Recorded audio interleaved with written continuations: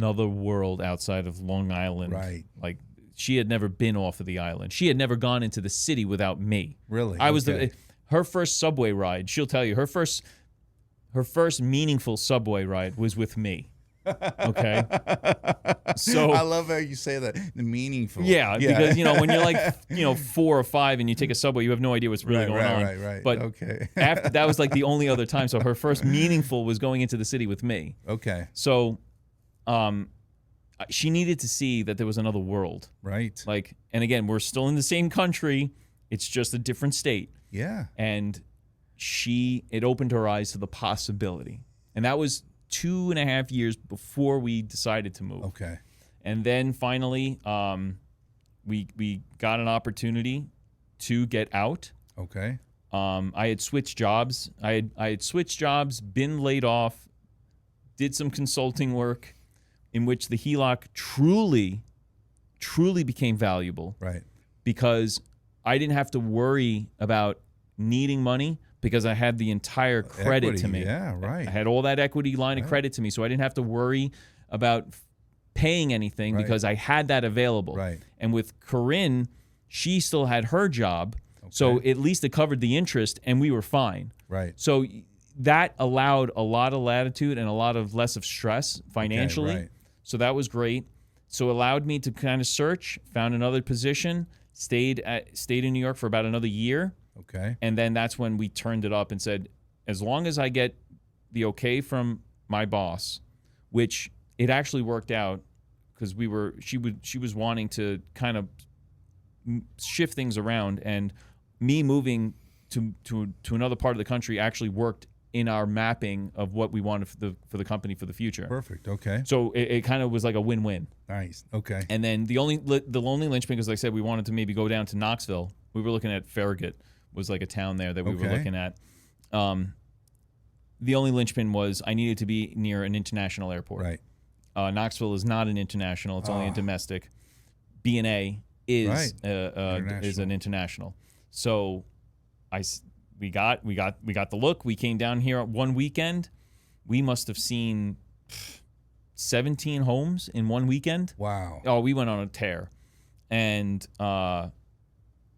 everything was more towards Franklin, right? Spring Hill, right? Columbia, Thompson Station, those in that area. And right out the day we were leaving, like the night before, I'm scrolling and this one little thing in Mount Juliet pops up, and like, let's go take a look. And sure enough, that's where we land. Wow. So it's kind of funny that you say that too, because South has its own little vibe. Mm-hmm. I guess East is Mount Juliet. Then you have North Hendersonville that has its own little vibe. Then out west going towards Memphis, Dixon and Bellevue, all that has a different vibe. Yeah. And so that's interesting that you landed in Mount Juliet. Yeah. And it's closer to the airport too. I'm 16 minutes away. Right. And so, Can't have it any better. that makes sense. And the community feels good, right? Yeah, everything felt great. Everything felt right. And if you look at the money aspect of it, we were able to, like I mentioned before, we were like a 1,700 square foot house. Yeah. Again, 1,700 square foot, 3-bedroom, 1.5 bath. Wow. Okay. Yes. We had a garage, but we knocked the garage out in order to expand the living space. Okay. So I didn't even have a garage. Wow. Right. And we sold that. We put it on the market for $849. Okay. We wound up selling for $880. Oh wow. $40,000 more. Yeah. Wow. So, and then our property, again, we were actually really aggressive in negotiation because when we saw that house, it was recon. We weren't intending on making a decision at that time, but this one particular house had everything that we were looking for, minus some minor things. And we were really aggressive in negotiation. Because you didn't need it. You could just... Exactly. Yeah, you could have stayed. So, they wanted like $750 or something. We wound up purchasing it for $670. Wow. So selling a house for $880. And at that time, people are overbidding everything. All that kind of stuff. I had a client that paid $400,000 more. Yeah. than the sales price. Yeah, no, It's we insane. we had hit the market had hit a certain point where in this area, where the person was also desperate to get out. Okay. Because they had family in Florida and they wanted to get out, and the wife was hounding him apparently. So we were in a very strong position for negotiation as when it comes to price. So I took full advantage of that. Okay, And yeah. Again, they wanted $750. First we came in at $650, and then they came back with a response, and I'm like, I thought they were going to just say you're not serious. Yeah, right. See you later. Yeah. But I said that's it, 670 max, and that's it. And they said okay, and that was that. So Wow. we got really, really lucky there, and that's what accelerated everything. And then we only had about the leftover, the remainder. I think we had maybe about 60 grand left total in mortgage. And then within a year, it was done. Wow. And we were completely debt free. Amazing. And I had a goal originally when this whole thing started to be completely debt free before 40. Then when the math started playing out, even with the velocity banking, and that's what kind of wanted me to get it done faster, I was realizing that 40 wasn't going to be a goal. Then I changed it to 45, but I still wanted the 40 if possible. Right. And December, I was 39 because I turned 40 this year in January. And in December, we had paid everything off of last year. Good job, man. Good job. Yes, bam. So, yeah. That's amazing. So ever since December of last year, we have been completely debt-free. And again, I love the word evolution because that's exactly what we had done. And, along the way, even our coaching, we had helped others. We had people, one of them was I'll quickly just say this. Sure. She was a traveling nurse at the time, and she had student loans. Mm-hmm. We helped her pay off without any special advanced strategy, just budgeting and knowing and assigning and putting the money to work the way she needed to put it to work. She paid off 60 grand. Amazing. In about a year. She's making 60. As a traveling nurse, she was making good income, and it's like you don't need to be putting all this stuff. And she was very much into the spend culture. Sure, again, you see money, she spends money. She didn't have a plan. Mm-hmm. Simply having a budget, having a plan, assigning it, stewarding it the right way, she was able to knock off her student loans within about a year. Well, I love that, and if you can. There's a guy I love I love watching him is Myron Golden, and he talks about if his can, or something like that. Yeah. He talks about having like the coffee cans in the old days. Talks about his cans, how he sets up and divvy ups. He has a plan for the money, and so this is going like the envelope method. Yeah, hey, look, you are going to put this amount in this. So 50% usually, I think, is for him, his living expenses, and then he divvies up the other 50%. And what I would like to talk about is what's a process when you get a new coaching client, and then the other thing is, do you have a system like that you like to use to start people off on making a plan for their money? Right. So anyone who's interested in working with us, right, we offer a free 30-minute to 40-minute clarity call. Okay. And in that clarity call, we kind of go through a whole, almost like a little bit of an exercise. Sure. To make sure that your beliefs and values are aligned with your money and how you utilize your money.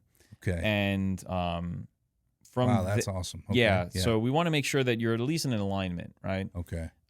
With your belief and values. And if you're married, we want both. Right. We want both the husband and the wife to be on the call and answer. And 9 times out of 10, the wife may say, "Oh, I'm a number 2 on this," and the husband's like, "Really? I think we're more like 8 or 9, or vice versa." Okay. The whole point of it is to see where you are mindset wise, right?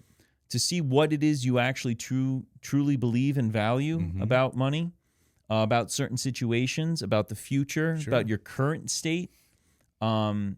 It's also kind of to see what you're utilizing already. Like, what type of accounts do you already have? Right.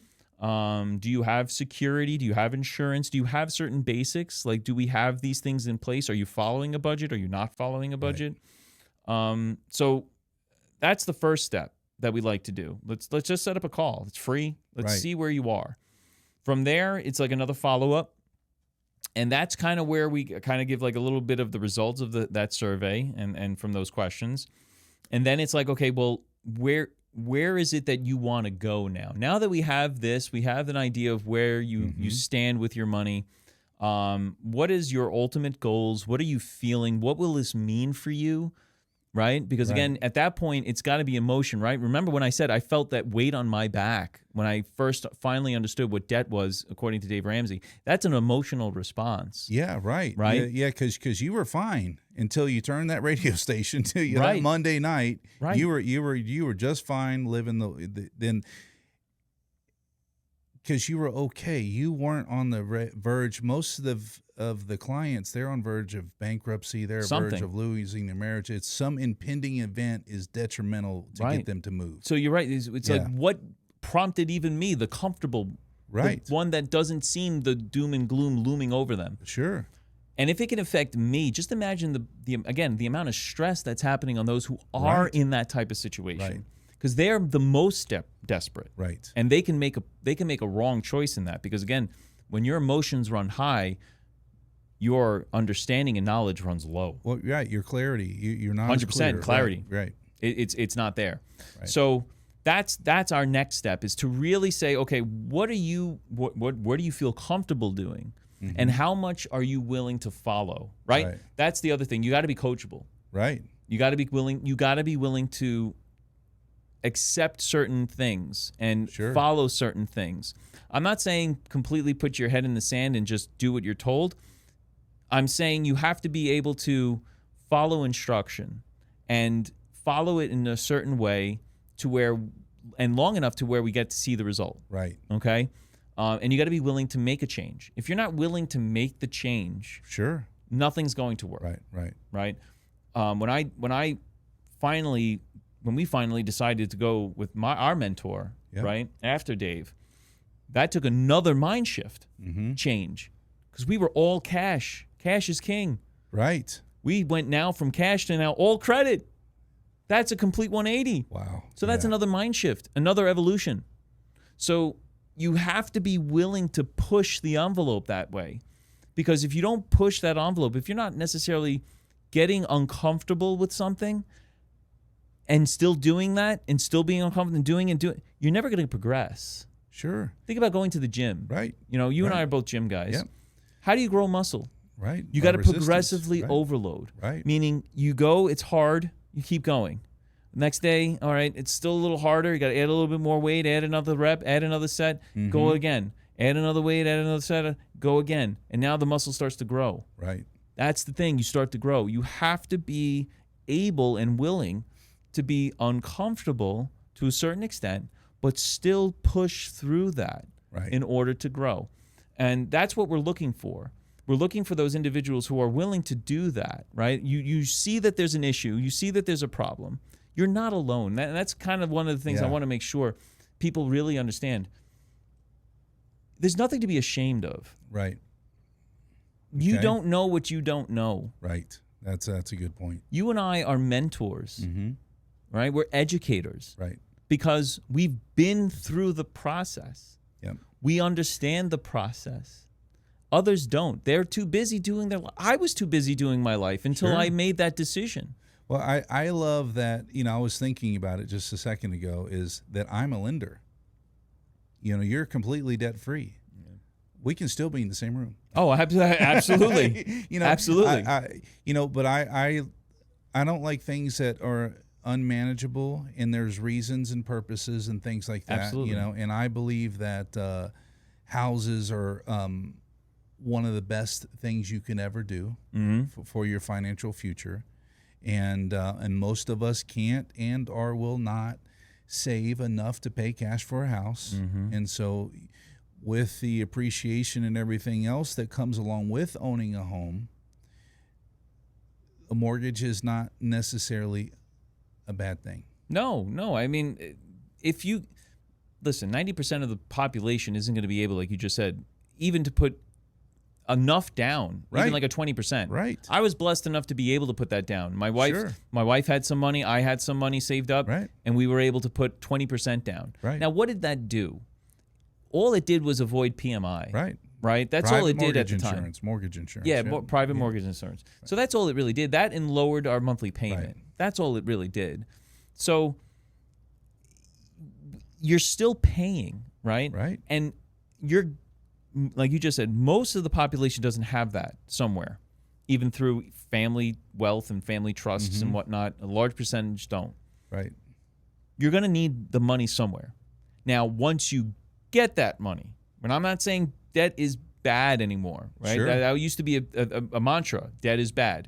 Debt is usable. Right. It's a tool. And I love because you were saying things how you went from debt-free mindset, cash only, to credit to get the same outcome. Correct. To get the end outcome faster. Correct. And so if you look at that, that's like you're bringing out, okay, where am I at with my life and my goals? What tool do I need to use to get where I need to go? Right. Okay, hey, look, I put the tires on now. How do I tighten the tires? I got to use a different tool. Right. Now I got to use credit. Right. You know, and so here's something that was pretty cool the other day. I have a friend that was divorced, and we were talking about appreciation. Okay. So he goes, man, I bought my house for under $200,000. And then we got divorced, you know, and he said 170, 150, something like that for his house in Spring Hill. Mm-hmm. And that was early 2000s. He's making a killing now. But he got a divorce, and so he sold the house. Okay. And I said, so he's been renting ever since. And I said, so how much is that house worth now? Yeah. He said, man, that's over $800,000. I looked at it the other day. And I said, holy cow. Wow. You would be that much closer to being a millionaire. Wow. That's crazy, isn't it? And that's less than a 25-year span. That was maybe a 20-year span that this person, his house, that tool that you have to have shelter, he missed out on that appreciation. But that's, you know, when someone was asking me, hey, what do I need a house for? And what do I do when I go to sell the house? I said, okay, well, most people, they will need that equity to put down on the other. They're going to upgrade their house a lot of the times, you know, depending on your age. And so you get kids and things like that. So now we need more bedrooms, and we need more space. We need better schools. A lot of that. We're not downsizing. We're going up in house. Most of the time, most people need their down payment from their current house to put down on the new house. Now, if you are financially good savers and things like that, you can leave that other house and not sell it, keep it as a rental, and move to the next stage because you have saved enough for your new down payment, things like that. And you could build wealth that way. And I have a method for that as well. well. Yeah, and thank you for that, because I don't know what it is, but I'm just explaining to this kid fresh out of college, has his new engineering job. What do I do? Right. You know, most of us learn from our parents, our friends, and things like that. And you and I will have a different take on that because